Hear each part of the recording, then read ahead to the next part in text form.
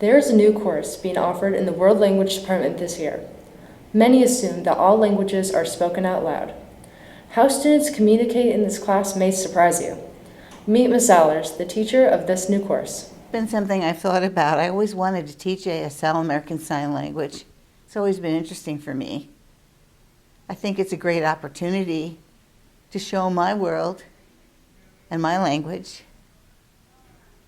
to someone else. I've always had a desire to be a teacher. The Lolo leaders had an opportunity to take a trial of the ASL class. I think it was really nice, and I really like there was a new environment that's like different than the other world language classes, and I kind of like saw something else that like we don't normally see in a class like that. I find this language very unique from all the others just because with ASL it's like, you know, it's not really the communications you hear with the other language classes. Like this is in quiet. 11.5 million Americans have hearing impairments ranging from difficulty in hearing to total hearing loss. That's about 3.5% of the population. Really, there are many different avenues to teach ASL. One goal is to teach them that ASL is fun. It's not just something to learn like a rote language memorization. It's fun. There are different ways. I play games with them. I do activities. We do role play in the class. Different techniques. A little overwhelming at first just because I didn't really know how to sign anything, but it was welcoming and it was cool to learn so much so fast. They weren't sure how to talk to me. Oh, she's a deaf teacher. How do we tell her what we want to say? They've never experienced somebody deaf.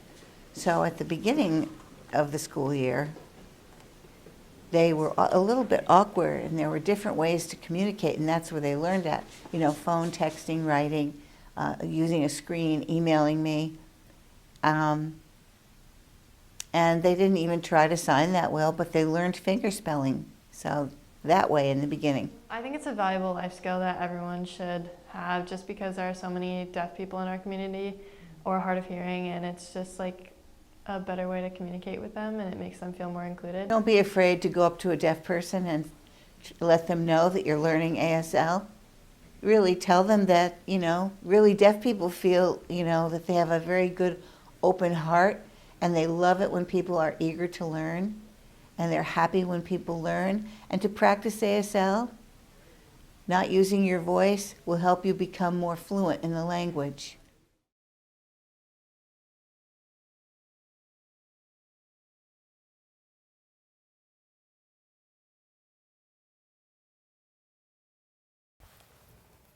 Well, that was a fun intro. I know, right? This class is worth taking. I definitely recommend it. Now let's get into some quick announcements. There will be a fundraiser featuring badminton from AFS after school on February 24th from 3 to 5 in the gym. Get ready for some competition. I hope you like dancing, sophomores. Your dance will be tonight. Have a great time. There will be a blood drive on the 8th of March. Thank you in advance for your donations. That will do it for announcements. Now we get into our segment today, Unsung Heroes with Falcon reporter Michaela.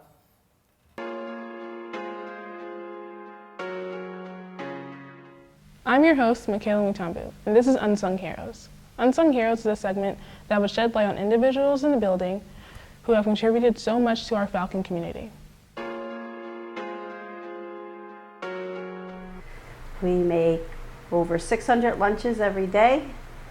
We prep and cook and serve all the students at Ludlow High. It is very full. From 6 o'clock when I start, there's another co-worker that comes in at 6 with me as well, and we start with the breakfast. And that starts 7 o'clock till 8 o'clock. We close the doors and then we start prepping for lunch. And in between that, we also have about 40 lunches that go to another off-campus site that we have to prep. And some of it's done by 9 o'clock and the others are done by 10. How much we all enjoy working to make a difference in every student's day. And we also accommodate gluten-free students. We make special food just for them. So it's a lot of different people that we can accommodate for their lifestyles and their health. So my favorite part of the job is working with the students and making a difference in their everyday lives as far as feeding them a nutritional balanced meal. So many are very respectful, polite, thankful, and that brings comfort, joy to me. It does. That was a great shout out to the cafeteria staff. Thank you for all of your hard work. Agreed. Thank you for joining us today for another episode of the Falcon Report. I'm Ellie. And I'm Josh. And this was The the Falcon Falcon Report. Report.